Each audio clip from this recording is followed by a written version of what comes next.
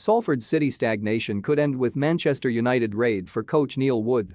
Salford City have gone through managers in an attempt to do something other than stand still.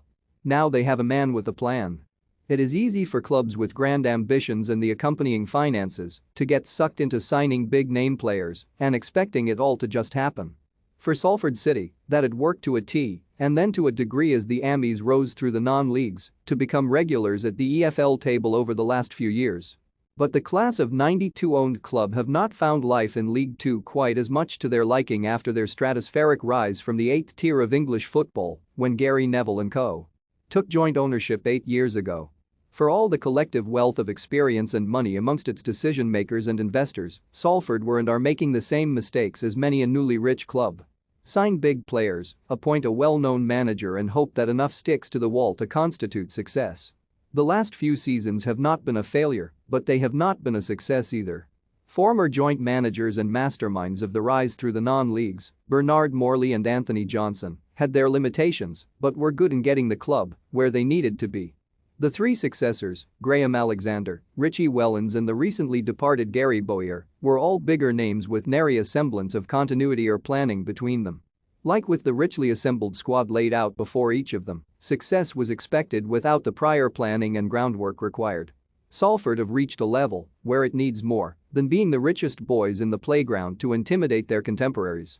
3 top-half finishes without ever reaching a playoff campaign is the definition of consistency, but consistency has not been enough. With short-term strategies and a myriad of signings every summer largely comprising of players from higher divisions, upper mid-table was the minimum expectation. When it comes to Football League achievements, none of the trio that have followed Morley and Johnson has delivered. Bowyer, who had the longest spell in charge before seeing it come to an end this month, left the club pretty much where he found them. For a team and club so used to moving up in the world, keeping afloat is not enough. But another short-term fix won't do. When Bowyer was relieved of his duties in May, former Manchester United player and esteemed EFL manager Michael Appleton was the obvious yet sensible choice, albeit tarnished slightly by a season of struggle with Lincoln in 2021-22. But even then, it felt like a case of being more of the same.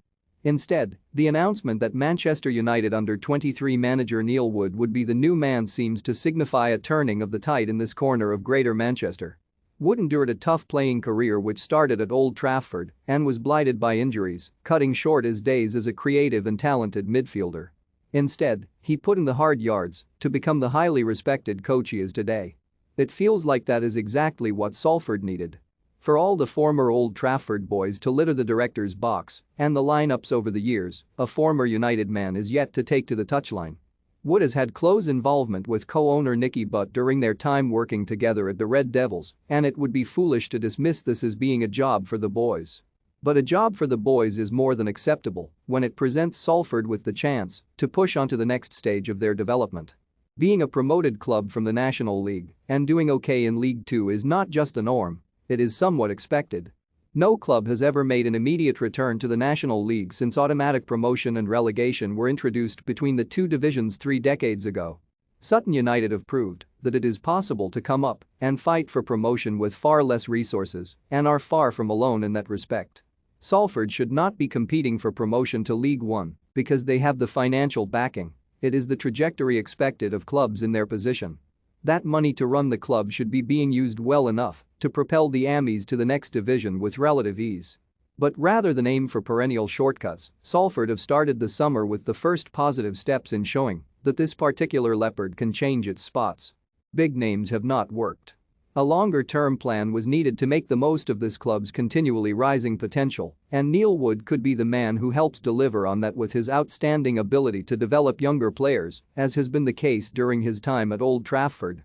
If Salford are serious about making the next steps in their development, hiring a man who specializes in forward progress is a mighty fine way to start the summer and beyond.